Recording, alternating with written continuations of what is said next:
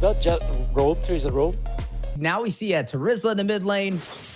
What is going on? The XP laners, the fighters are taking over in that mage position. Rosa showcasing his hero pool. But, you know, I'm kind of questionable about it. And I'm not going to lie to you because we mentioned in game number 1, they really had a hard time when they were trying to get too creative with the draft on that Lunox jungle. And now, still going to go something a little bit not traditional, unorthodox, pick up the Terizla in the mid lane position. I hope they can perform well on it because ONIC is not one of those teams that you can easily pull off these types of drafts against. Unbelievable that this actually happened and we witnessed it. But Lane the difference. I want to say yes, really badly. I want to say yes, but the easy answer is no.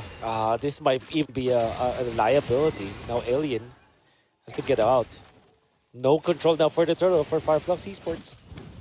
Yeah, no control indeed. But looks like they are still going in for it. Alien in a good position. Look at Keyboy, though, waiting for an opportunity to rush in with the final slash.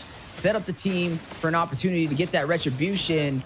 Boots in position, pulling the aggro. Kyrie will find Alien. Down goes Export. First blood for inside ONIC. Heart Guard being activated, though, onto TNZ. Rushing in.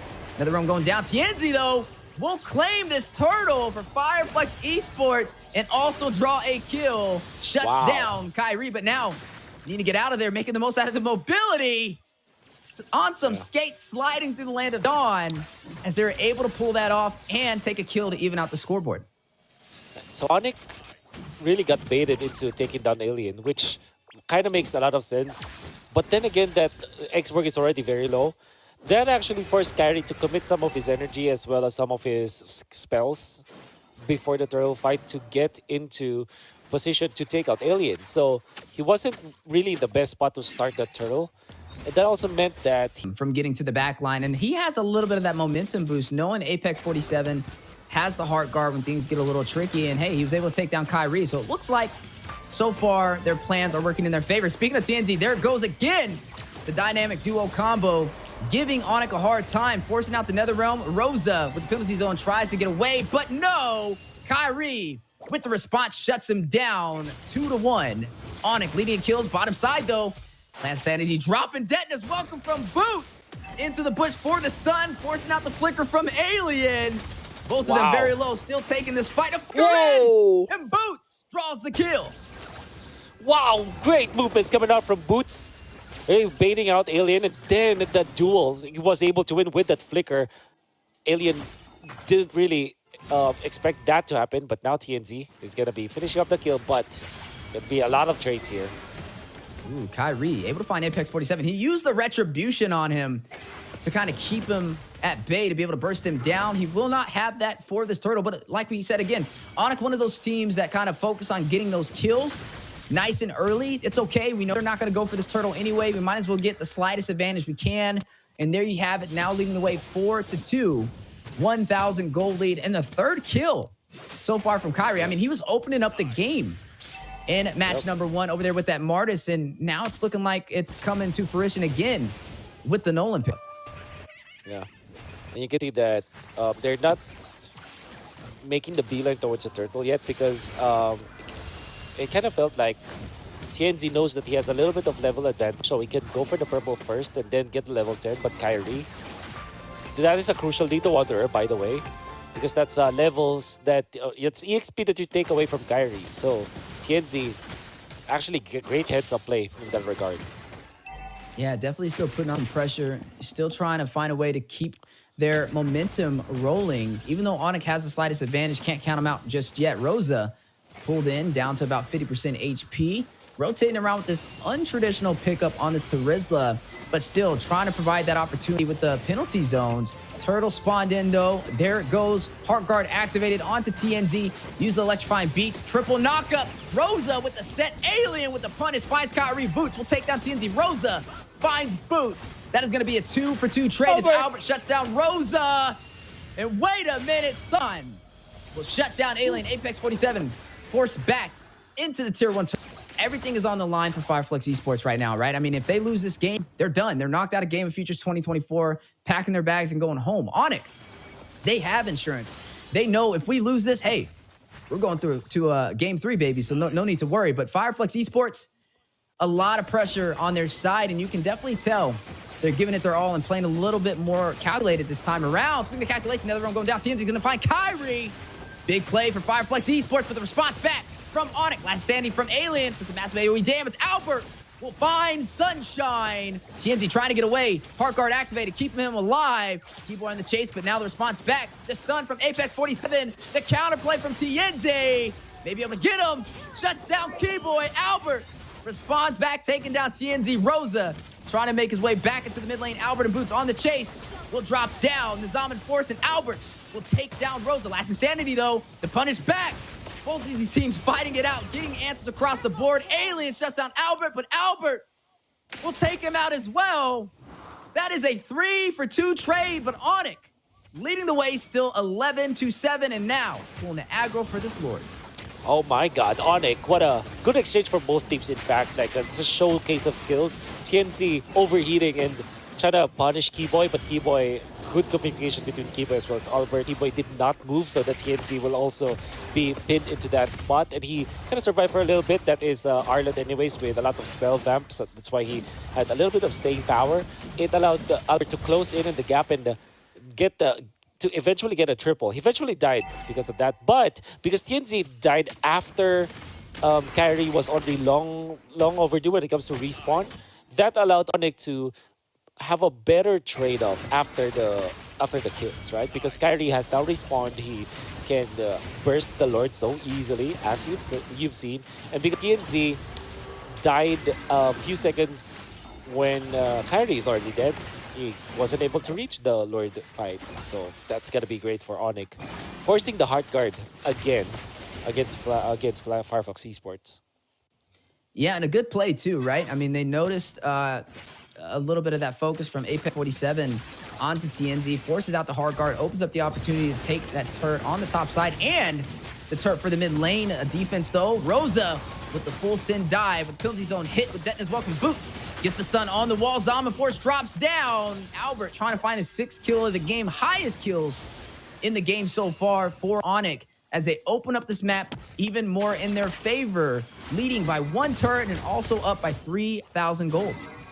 Good pressure coming out from ONIC, but definitely a great defense from a decent defense coming out from Flux Esports. They're not losing some of their members, but they are trailing behind when it comes to the goal. TNC wants to fight this.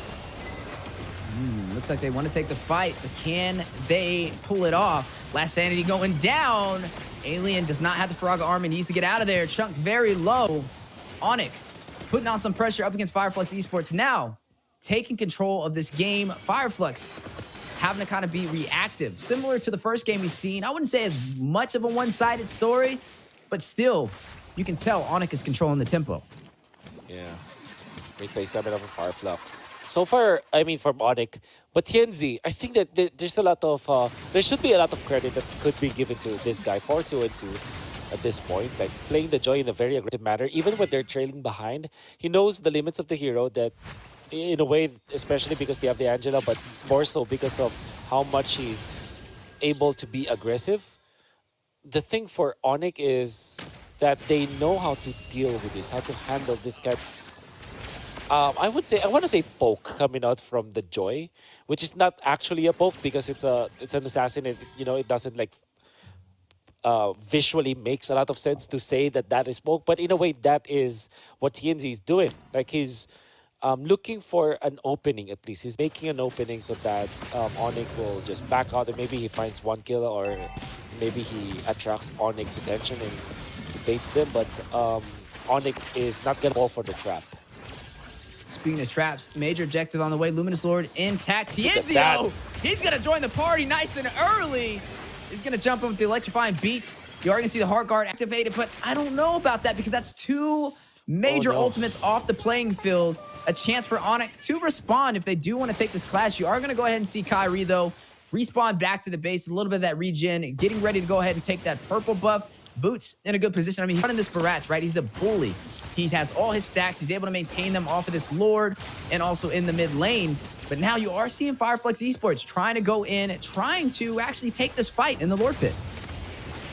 Interesting. Flux Esports went for that. They don't have the Heart Guard. They have a healthy minion wave from top to bottom, so maybe that's why they feel confident. Ooh, Wow. confidence. There you have it. TNZ able to pull it off, gets a kill, takes down Kyrie, and claims the Lord for Flux Esports. Now they just need to get out of there. Rosa with the penalty zone on their way out. Nobody will fall for the side of Flux Esports. Mission accomplished, Wow. and hey, this is what they need to do to stay in this game. Flux Esports, great understanding of how to take the Lord, to counter the Lord, because they know that TNZ is max level anyways, so is Kyrie, so there'll always be a 50-50. Then TNZ actually went against 5, so that's crazy. But at the same time, the setup was there. If you're going to be looking at the map, Flux's minion wave management was actually on point. Top was pushing heavily, bottom was pushing heavily, so Flux had a lot more opening actually to take that Lord, and indeed they were able to do so. TNZ just right amount of confidence and right amount of aggression to actually even up this game. Ooh, he's going to rush in. Harkar activated, keeping Sunshine alive. A little bit of a close call. Flux Esports, you know, they're down for majority of this game. Rosa with the flicker to safety. The pendulum has swung in their favor, right? Able to steal this Lord. Like you said, give some credit over to TNZ on the way he's been kind of rotating around, especially running this Joy, who we typically see banned out, and nothing really to stop him from getting into these neutral objectives. He's really leaning on not having to worry about that single target CC. Apex 47 with the Heart Guards to keep him alive, and it's getting the job done almost every single time when it comes to the contest for these neutral engagements, and it's something that ONIC is going to have to watch out for, because the later this game goes, the stronger these Lords are. If Flux can continue to get these steals, ONIC will be forced to the defense and try and hold them off from evening out the series. Oh, look at Joy. This is the timing where Joy is much stronger than a Nolan. So in the early stages, Nolan is faster compared to the Joy. Nolan is actually more bursty, I guess, compared to the Joy. But at this point, where they're all locked out, all of the with 4 items already up for TNZ, eventually gets to the fifth whole item. That Joy is gonna hurt, right? So it definitely, when it comes to 1v1, Kyrie will not survive that. There's no, you don't want to go Winter Truncheon if you're the Nolan. Not even the immortality, right? So you want to go all out damage. There's no way for you to stop the Angela Joy combo. So Flux Esports are really showcasing how good their composition is. However, ONIC still is winning when it comes to the economy. It's, oh my God. Kyrie finding Apex 47, Nether Realm being activated. TNZ trying to get away. They finally caught him. Deton's welcome from Boots Sans takes the kill.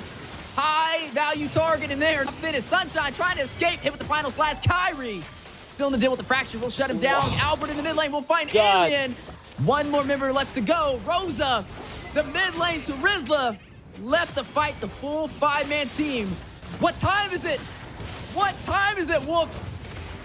Oh, you know what time it is. It's on. You know what time it is. As they are pushing through the mid lane. Kyrie, king of the sky, now king of the ground, claims the full life out against Flux Esports and moves on to the grand finals of Game of Futures 2024.